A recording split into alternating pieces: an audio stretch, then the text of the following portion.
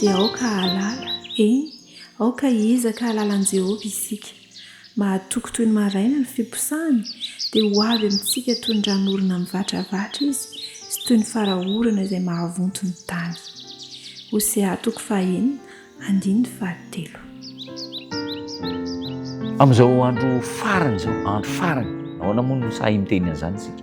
Satria ireo famantarana rehetra mahakasika ny farany andro, farany feim-potoana, andro farany zany dia efa tanteraka izay nambaran'ny soratra masina. Zao anefa no mampalahelo sy mahontsahontsa ny fo.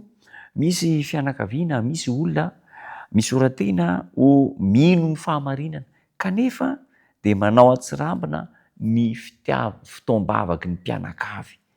Ambarany taridalina fa langa zany zavatra izany. Ny fanombohan'ny fananana ny fahamarinana dia manomboka ao fampiarana ny fitoam-bavaka mafana ao an-tokantrano. Tokony asehontsika fa mahatoky an'Andriamanitra isika, ary tokony hatokantsika ao an'Andriamanitra ny fianakaviantsika. Mialohan'ny andaozana ny tokantrano maraina dia mahazo antoka ny ray aman-dreny fa efa napetraka teo am-pelantanan'Andriamanitra ny dian'ny tsirairay avy. Be dia be ny fanandrama, ny eno, ny vaovao eno fa niala tao tokantrano maraina tsy naninona. Eno tany tsefatsefaky ny tontolo andro tany, nodimandry any amin'ny hôpitaly. Gaga be maheno an'izany. Fa naninona? Niala teto an-trano angianko maraina tsy naninona. Dia izao narary any amin'ny hôpitaly tampoka. Sanatria maty tany amin'ny maty. Mampalahelo. Be dia be ny zavatra enontsika amin'izany. Noho izany dia ilaintsika ny mametraka eo am-pelantanan'Andriamanitra ny momba antsika. Tsy misy mahazo antoka ny ho avy, na dia ny ray segondra sy ny ray minitra ivoahantsika amin'ny tokantranontsika aza, raha tsy apetraka tsika eo am-pelantanan'Andriamanitra. Ary ny olona miaraka amin'Andriamanitra, no fidian'Andriamanitra, dia manana n'io fahazarana io. Ahoana hozy izy? Ny Genesis 20:7-20. Efa nifidy azy aho mba handidy ny zanany sy ny taranany mandimby, ary hitandremana ireo ny lalàn'i Jehovah, hanao arak'izay marina sy mahitsy.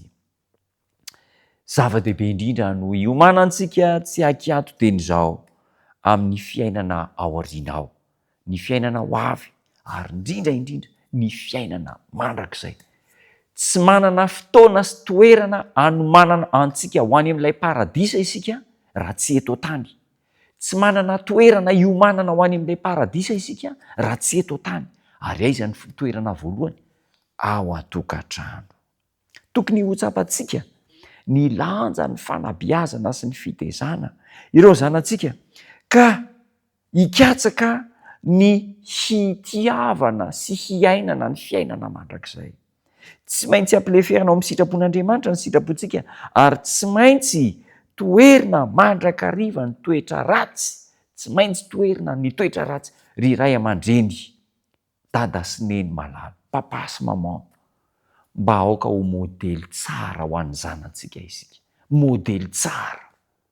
Fa tsy tsika no hanao modely ratsy eo amin'ny fitondrantena, eo amin'ny fomba fampianarana an'ireo zanantsika. Aoka tsy ho modely ratsy eo amin'ny zanantsika. Raha sanatria nisy an'izany tany aloha tany, fotoana fanavaozana izao, mba ho dada sy neny modely tsara ho an'ny ankonana isika.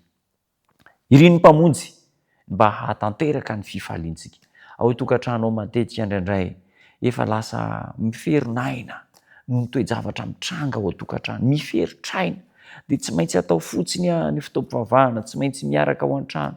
Indraindray ny ankizy dia lasa tsy mpakatao ray aman-dreny intsony no ny toetra ratsy asehon'ny ray aman-dreny manoloana ny zanany sy ny ankonany. Indraindray ny ray aman-dreny dia miferinaina no ny ditra sy ny toe-javatra mitranga ataon'ny zanany. Aoka ho modely tsara isika amin'ny zavatra rehetrarehetra. Asain'Andriamanitra mitoetra ao aminy isika, ary hitoetra ao amintsika koa izy. Sokafo ho an'Andriamanitra sy ny fanamasina ny varavaran'ny foditsika, ka ampidiro ao aminy Kristy sy ilay tana masoandro mamirapiratry ny fahamarinana sy ny fahasambarana. Atokanao an'Andriamanitra ny ankonantsika. Aoka handray fanapahan-kevitra vaovao, avela izay tsy mety taloha fa fanapahan-kevitra vaovao no raisina. Hivavaka isika. Tompo tsara ny an-danitro, amin'izao fiainana, amin'ny fionana izao, dia manapa-kevitra izahay fa anokana ny fianakavianay ho anao. mba ho tokantrano anjakan'ny sitraponao ny tokantranonay. Dada sy neny dia ho modely tsara hampianatra ny ankizy ny zava-panahy, ny zavatra mahakasika ny fiainana mandrakizay, ary ny ankizy dia ho mpankatoa, ho feno fahendrena. Amin'ny anaranao Jesosy no hanonako ny vavaka. Amen.